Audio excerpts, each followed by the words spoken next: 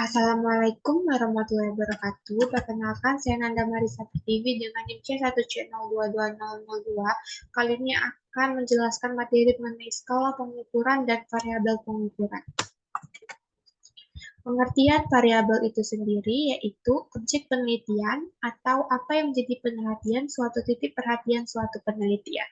Menurut Sugiono, pengertian variabel adalah segala sesuatu yang berbentuk apa saja yang ditetapkan oleh peneliti untuk dipelajari sehingga diperoleh informasi tentang hal tersebut, kemudian ditarik kesimpulannya.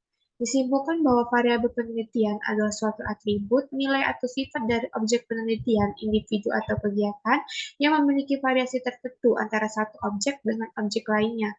Umumnya, variabel penelitian akan ditentukan oleh seorang peneliti untuk dipelajari dan digali informasinya dari objek tertentu yang kemudian ditarik kesimpulannya. Nah, jenis dari variabel itu sendiri ada hubungan antar variabel, yaitu variabel bebas, terikat, dan variabel simetris. Kemudian berdasarkan sifat ada variabel dinamis, variabel statis, dan kemudian ada urgensi faktual, yaitu variabel konseptual dan variabel faktual. Kemudian berdasarkan tipe pengukur, ada variabel nominal dan variabel kontinu. Dan berdasarkan penampilan waktu pengukuran, ada variabel ordinal dan variabel interval. Nah, skala pengukuran. Skala pengukuran adalah sebuah acuan yang digunakan untuk menentukan panjang pendeknya interval yang ada dalam satuan alat ukur dengan menggunakan skala pengukuran. Maka alat ukur yang digunakan akan menghasilkan data kuantitatif. Setelah proses pengukuran yang menghasilkan data kuantitatif berupa angka-angka tersebut, barulah kemudian ditentukan analisis statistik yang cocok untuk digunakan. Nah, jenis skala pengukuran sendiri, yang pertama yaitu skala pengukuran variabel.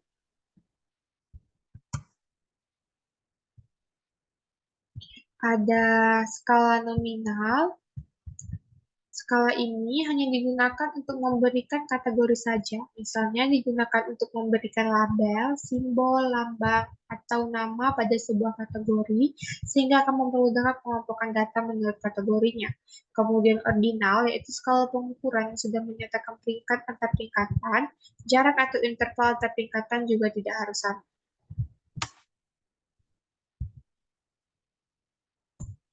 Yang selanjutnya yaitu interval, yaitu skala pengukuran yang biasa digunakan untuk menyatakan peringkat untuk antar tingkatan. Jarak atau interval antar tingkatan pun sudah jelas, hanya saja tidak memiliki nilai nol atau mutlak.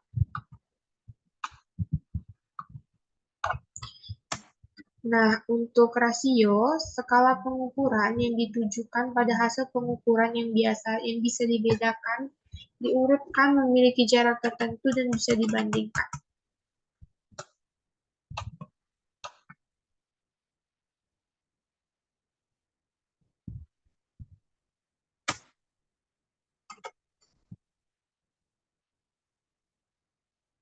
Jarak atau interval antar tingkatan sudah jelas dan memiliki nilai nol yang mutlak.